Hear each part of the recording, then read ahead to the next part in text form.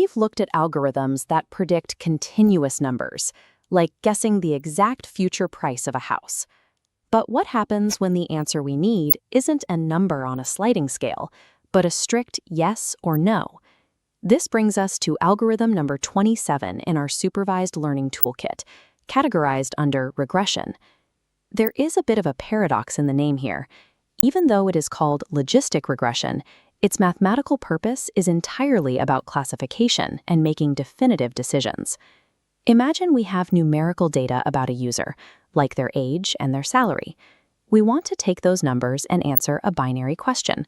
Will this customer buy our product? A standard linear regression approach fails completely here. If we draw a straight line through our data, that line extends outward infinitely. It ends up spitting out nonsensical probability values off the charts, telling us a customer has a negative 40% chance of buying or a 120% chance. To make a valid decision, we need a mathematical guarantee. Our probability value must be absolutely confined between 0 and 1. Since human behavior and reality have actual limits, an infinite straight line won't work. We have to find a way to bend the math to fit strict, usable boundaries. The solution is a multi-stage translation system. We calculate a linear score, then we squash it. First, raw inputs like age and salary enter the pipeline. The model multiplies these features by its learned weights and adds a bias, producing an unbounded linear score. Let's say we get a value of 1.2. That unbounded number is then fed into a specific mathematical trap called the sigmoid function. The sigmoid function acts as a compressor. It takes that raw score of 1.2 and translates it into a valid bounded probability of exactly 0.77. Now we have a clean percentage, but we still need a final decision. The probability moves to a threshold gate, which is typically set right in the middle at 0.5. Because 0.77 is greater than our 0.5 threshold, the gate forces the probability to pick a side. It drops a definitive buy label, or class 1. The algorithm learns by comparing this final decision to the actual historical data. If the prediction was wrong, it sends a feedback signal back to the start of the pipeline, adjusting its internal math for the next round. This entire pipeline acts as a physical translation system. It calculates an infinite score from raw variables, squashes it into a neat percentage, and forces it across a threshold to trigger a concrete business action. If we map out the math of that sigmoid squash visually, we get a highly specific geometric shape. This chart shows the sigmoid curve in action. Looking at the bottom left, a large negative raw score, like -3, gets pinned almost entirely to the floor, resulting in a probability of 0.05. This represents a highly confident no. Moving up to the exact center, a raw score of 0 lands precisely on the 0.50 decision threshold. This is the knife edge of the curve, representing maximum uncertainty before the model is forced to make a call. As we follow the incline to the right, a score of 1.2 yields our 0.77 probability. Pushing further to a score of 3, the curve flattens out at 0.95. The math confidently approaches 100% certainty, but the curve never breaks past it. This chart maps the probability of passing an exam against the hours spent studying. Notice how the messy reality of actual human results clusters strictly at the very top and the very bottom. Students either passed, hitting the absolute ceiling of success, or they failed, resting entirely on the absolute floor.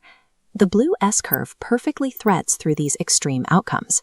Bending the linear model into this shape provides a mathematically sound way to capture the binary reality of pass or fail. We now have a mathematical shape that safely translates infinite inputs into strictly bounded binary decisions. But that leaves a massive lingering question. When you hand the algorithm thousands of data points, how does it actually find the exact internal weights required to make that S-curve fit your specific dataset? Finding perfect weights means measuring error with a cost function, then navigating down a smooth mathematical landscape to the lowest possible error point. Despite the heavy geometry and probability math required, writing the actual computer instructions is surprisingly brief. To solve this optimization landscape and build the classifier, we have to move out of the theory and step directly into the line-by-line code. To understand how this model learns its optimal weights, we have to look at the geometry of the learning process itself. The engine driving this is the log loss function. It calculates the difference between the predicted probability and the actual label. Log loss acts as a strict grader. If the algorithm is confident but incorrect, predicting a high probability for an event that doesn't happen, the function applies a heavy numerical penalty. The error surface generated by this equation is strictly convex. Because the surface is convex, any step taken downhill during optimization is mathematically certain to move closer to the global minimum. There are no local minima or false valleys to trap the algorithm. It will always find the single best fit for the data provided. This mathematical certainty makes the training process highly predictable. For a developer, it means the model will converge to a solution without the stability issues common in more complex architectures. We can see this in the actual Python script using the scikit-learn library. Here, the objective is to predict whether it will rain tomorrow based on historical weather patterns. The algorithm requires numeric inputs.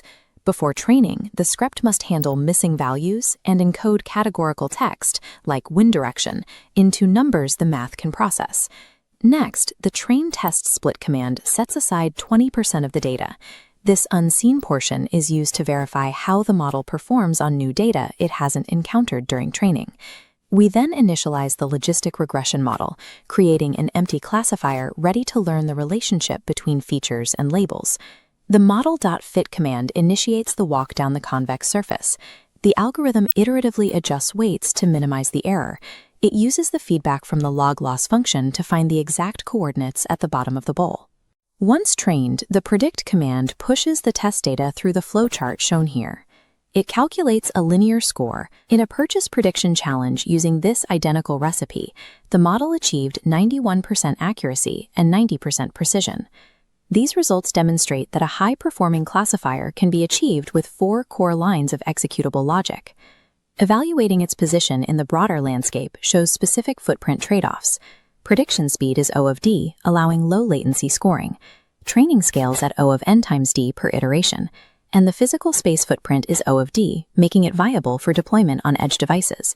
The model only needs to store one weight for each feature, plus a single bias term. This is why the entire learned state can often be measured in kilobytes. The result is a system defined by convex optimization, O of D scoring, and a minimal memory footprint. However, technical efficiency is only one part of the engineering decision. We have to ask, under what conditions does this linear approach excel, and where exactly do the assumptions of the perfect bowl begin to break down in the messy real world? In our last episode, we looked at algorithms operating at blazing O of D speeds. But where does a tool that fast actually earn its keep when it comes to sorting reality into distinct categories? Before a company commits to building a massive, expensive neural network, they rarely need a complex brain. They usually just need a fast, honest yes or no. Will this customer buy? Is this transaction fraud? That is where logistic regression comes in. It is the ultimate industry baseline, the default measuring stick engineers use to evaluate every other classification model. This graph takes a mathematical score. Without establishing this highly stable, predictable baseline first, an engineer has no mathematical proof that a more complex, expensive AI model is actually adding any real value to the business. In a production environment, speed is critical, but its true power lies in transparency. Modern deep learning models are opaque, but this algorithm uses what is known as an odds ratio. Humans can look under the hood and see exactly how much weight each individual feature contributes to the final decision. For example, an engineer can read the mathematical output and explicitly state that 1 extra year of a customer's age multiplies their odds of making a purchase by a specific traceable factor. This diagram maps out the logical pipeline from the raw input features. In highly regulated industries like banking and healthcare, the need for this kind of human-readable transparency and mathematical trust vastly outweighs the need for sheer brute force predictive power.